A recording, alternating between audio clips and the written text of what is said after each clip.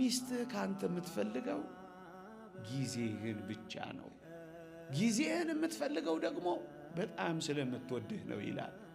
ጊዜዋን በቢራ ቤት፣ ጊዜዋን በግሮሰሪ፣ ጊዜዋን በወላጆችህ፣ ጊዜዋን በጓደኞችህ፣ ጊዜዋን በቴሌቪዥን ቻናሎች አትተካባት።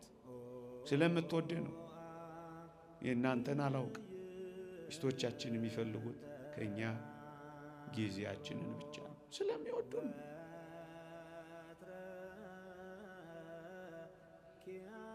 ታዲያ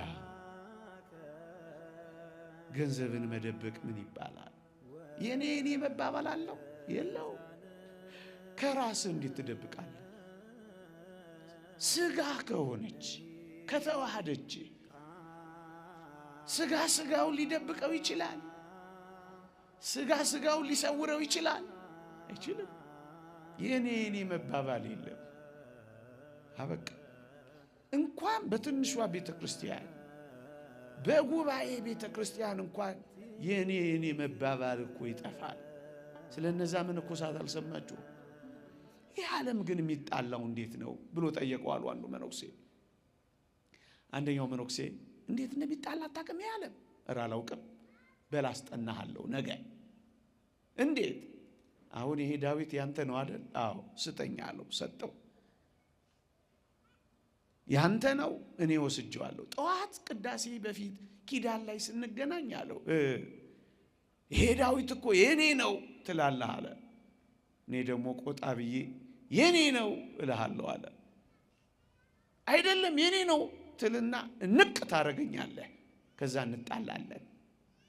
እያለማመደው ሬርስ እያረጉ እኮ ነው ዓለሙ እንዴት እንደሚጣላ ተግባራዊ ልምምድ ሊያሳየው። በነጋታው ከቅዳሴ በፊት ተገናኙ። ልክ አስጠኘው እንዳስለመደው ዳዊቱን ሲያይ የዳዊቱ ባለቤት ይሄ ዳዊት እኮ የኔ ነው አለው።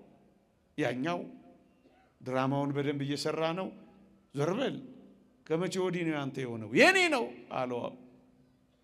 ያኛው እውነትም ተበሳጨ። ድራማው ቀጠለ።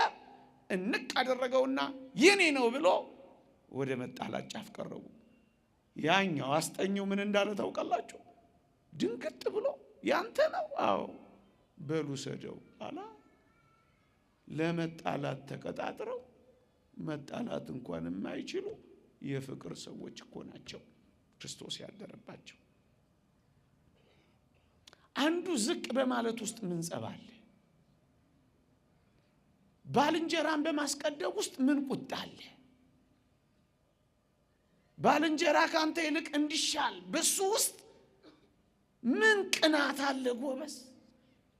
ጠብና ጦር ከወዴት ይመነጫሉ? በዚህ ሕይወት ውስጥ ቤትህም እንደዚህ ነው። ቤተ ክርስቲያን እንደዚህ ከሆነች አንተ ቤትም እንደዚህ ነው የሚሆነው። ክርስቶስ ለቤተ ክርስቲያን አትንፈጋት፣ አትከልክላት፣ አትደብቃት፣ እየሸጎጥ ወስደህ አትጣልባት።